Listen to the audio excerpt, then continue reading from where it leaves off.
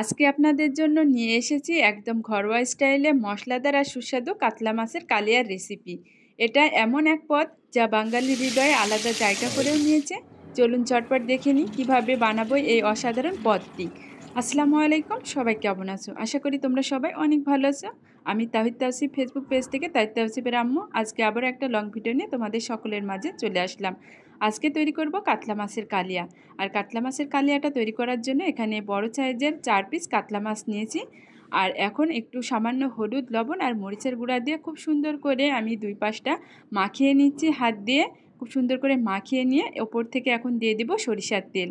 এটা কিন্তু দিতেই হবে কাতলা মাছের কালিয়াটা তৈরি করার জন্য। সরিষার তেলটাও মাখিয়ে নিলাম। সুন্দর করে মাখিয়ে নিয়ে আমি 10 মিনিটের জন্য ম্যারিনেট করে রেখে দিলাম।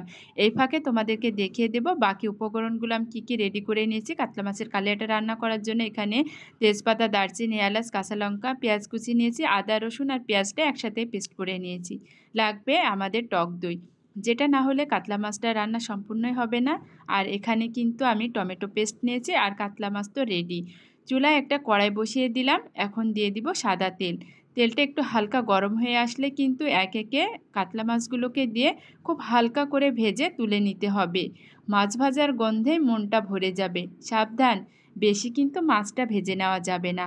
এই কাতলা মাছের কালিয়াটা কলকাতার একটা খুবই বিখ্যাত রান্না। তারা বিশেষ করে বিয়ে অনুষ্ঠান, যে কোনো অনুষ্ঠানে এই কাতলা মাছের কালিয়াটা রান্না করে থাকে। আর খেতে কিন্তু অসম্ভব মজা হয়। আমি তো ট্রাই করে দেখলাম, তোমরাও কিন্তু অবশ্যই একবার বানিয়ে খেয়ে দেখবে। কাতলা মাছ তো ভাজা শেষ, এখন উঠিয়ে নিচ্ছি একটা প্লেটের ভিতরে। দেখো কতটা ভালো করে ভেজে নিয়েছি। খুব বেশি কড়া করে কিন্তু আমি ভাজিনি, তোমরাও কিন্তু কড়া করে ভাজতে যাবে না। তো কাতলা মাছ ভাজা শেষ, এখন রান্নাটা করে নিতে হবে। রান্নাটা করার জন্য প্রথমে তেলে দিয়ে দিলাম দারচিনি, এলাচ, তেজপাতা, লবঙ্গ। একটুখানি নাড়াচাড়াতেই কিন্তু খুব সুন্দর একটা ঘ্রাণ বেরিয়ে আসবে।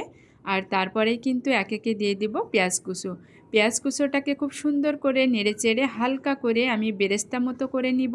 তারপরে 1 টেবিল চামচ চিনি। চিনিটাকে যতক্ষণ সুন্দর করে নাড়তে হবে যতক্ষণ না ক্যারামেলাইজ হচ্ছে। আর এই ক্যারামেলটা হলেই কিন্তু খুব সুন্দর একটা স্বাদ আসে এই কাতলা মাছের কালিয়ায়। এখন এক একে দিয়ে দেব বাকি উপকরণ। প্রথমেই দিয়ে দিলাম আদা, রসুন আর পেঁয়াজের পেস্টটাকে খুব সুন্দর করে নেড়ে চেড়ে আমি ভালো করে কষিয়ে নিয়েছি। প্রত্যেকটা মশলাই কিন্তু আলাদা আলাদা করে কষিয়ে নিতে হবে। তেল ছেড়ে দিলে এক একে দিয়ে দিলাম কাশ্মীরি লঙ্কার গুঁড়ো, স্বাদ মতো লবণ, ধনিয়া গুঁড়ো, মরিচের গুঁড়ো, হলুদ গুঁড়ো, সব কিছু কিন্তু পরিমাপ করে দিয়ে আমি মশলাটাকে আবারও আলাদা করে কষিয়ে নিচ্ছি। মশলাটা আমার কষানো শেষ। এখন দিয়ে দিব টমেটো। টমেটোটাকেও কিন্তু খুব সুন্দর করে ভালো করে নেড়েচেড়ে আলাদা করে কষিয়ে নিতে হবে। তারপরে দিয়ে দিব টক দই।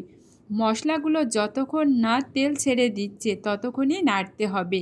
একটু ধৈর্য ধরলে এই মশলাটাই পুরো রান্নার স্বাদ। মানে আলাদা আলাদা করে মশলাটা কষানোর ভিতরেই কিন্তু রান্নার একটা স্বাদ নির্ভর করছে। টক দইটা কিন্তু খুব সুন্দর করে ফেটিয়ে নিয়ে তারপরে মশলার ভিতরে দিতে হবে। তো টক দইটা দেওয়ার পরে খুব সময় নিয়ে অনেকক্ষণ খুব ভালো করে কষিয়ে নিয়েছি। তেলটা ছেড়ে দিয়েছে খুব সুন্দর মতো। এখন দিয়ে দিলাম গরম পানি। পানিটা যখন খুব সুন্দর করে পুরোটা বলক উঠে আসবে তখনই কিন্তু আমি এক একে দিয়ে দিব ভেজে রাখা কাতলা মাছের পিসগুলোকে। একে দিয়ে মাঝারি আছে কাতলা মাছটাকে আমি কিন্তু রান্না করব 10 থেকে 20 মিনিটের ভিতরে কিন্তু আমার কাতলা মাছের কালিয়াটা রান্না হয়ে যাবে। আজকের ভিডিওটি যদি তোমাদের অবশ্যই ভালো লেগে থাকে অবশ্যই ইউটিউব থেকে যারা দেখবা পেজটাকে সাবস্ক্রাইব করবা।